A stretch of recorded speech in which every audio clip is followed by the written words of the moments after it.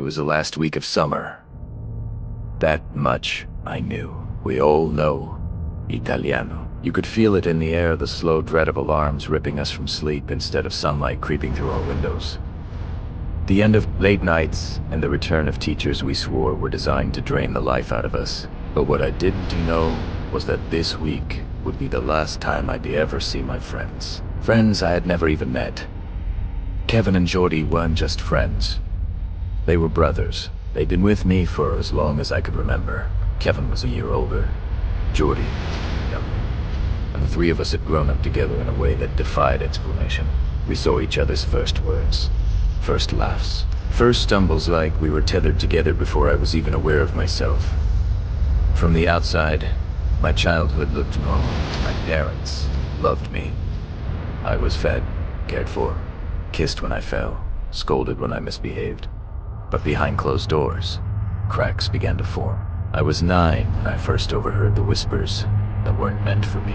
Our son's a freak. The Smithson's boy doesn't lock himself away like this. If he grows up to be the weird kid, we'll be the weird parents. The boy needs help.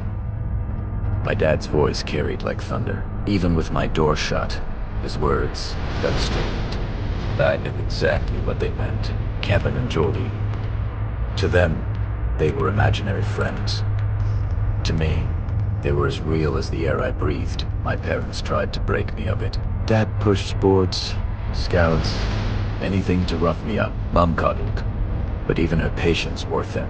By the time I was a preteen, what once was considered cute was now shameful. The kids at school tormented me, too. But I didn't care, because Kevin and Jordy weren't made up. They knew things. Like that math test in 5th grade. The A+ hanging on our fridge wasn't mine, it was Kevin's. The night before, I'd met him in our clubhouse. Not a real one, but one stitched together by our minds. Our fortress, our dream kingdom. It existed nowhere and everywhere all at once. And in that place, Kevin explained each math problem so clearly I could ace it in my sleep.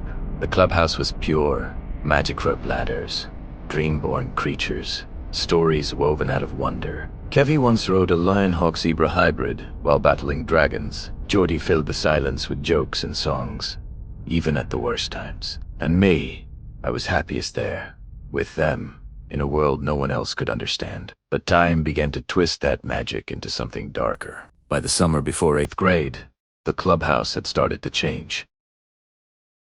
Colors faded. Laughter echoed strangely. And Kevin, he began disappearing. Not far, his presence lingered like warm breath on the back of my neck.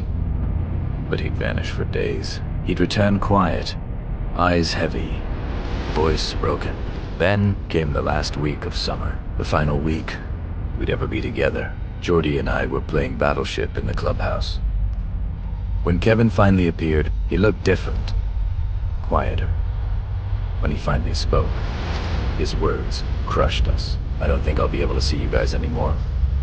His parents were splitting apart, screaming matches every night, fights that left him stranded in the middle of chaos. He was moving away, and he'd come to say goodbye. Cried. Did we cry? It felt like our souls were being torn apart. But Kevin had one last idea. Let's meet, for real. Tomorrow night, Orchard Park. We'd talked about meeting before, but always chickened out. Jordy was terrified of finding out we were, and he reeled out. We were figments of a lonely boy's imagination. But I couldn't let Kevin go without seeing him. I swore I'd be there. And the next night, I was sneaking out, was easy enough. The bike ride wasn't 10 miles through moonlit woods, branches clawing at me, shadows shifting with every breath of wind. The silence wasn't silent, it was alive, crawling with imagined beasts, and shore burst trees. My legs burned, my throat ached. But finally, Orchard Park opened up before me. The jungle gym loomed on the hill, empty. I checked my watch. I was early. At least, I hoped I was. Minutes crawled by. Doubt crept in. Was this it? Was this the moment I'd realize it was all in my head? Then, from the tree line, A silhouette stepped out. "Tommy? Kevin?" "No, it's me, Jordy." I ran to him, and for the first time in my life, I hugged my best friend, his pudgy cheeks, his awkward smile. It was him. He was real. Tears ran down our faces as we shouted into the night. "We're not insane." For the first time ever, I truly believed it. But then, a voice behind us. Gravelly. 2. Pegas. We froze, and a dull. We were caught. But then he said it. "No, guys, it's me, Kevin." The thing that stepped into the moonlight wasn't a boy. It wasn't Kevin. Not the Kevin we knew. He was huge, wide frame, greasy comb-over, beer gut hanging beneath a stained shirt. His stench hit us before his smile did, and on his finger, a ring caught the light. "This is incredible," he said. "You look just like you do in the clubhouse." He touched Jordy's cheek with the back of his hand. "You're just as cute in person." Our bodies locked.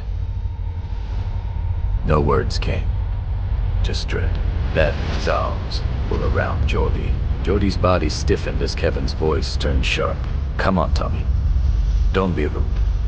Is this how you treat your friends?" Jordy began to struggle.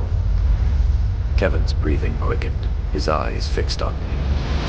And then he lunged, his sweaty hands wrapped around my wrist. There were no words, only screams. I fought, clawed, kicked. Somehow, I broke free, and primera, then the last thing I heard was Jordy's scream, shrill, desperate, before Kevin's hands silenced it forever. I pedaled home like the devil himself was chasing me, burst into my parents' room, begging them to call the police, sobbing that Kevin wasn't in his 70s, but Jordy was gone. They didn't believe me. They thought the game had gone too far. My dad hid me. My mom turned away. 3 days later, Jordy's body was found in a shallow creek 20 miles out of town. I haven't stepped back into the clubhouse in over 20 years, but sometimes, when I close my eyes, I can still hear him, Kevin, calling my name.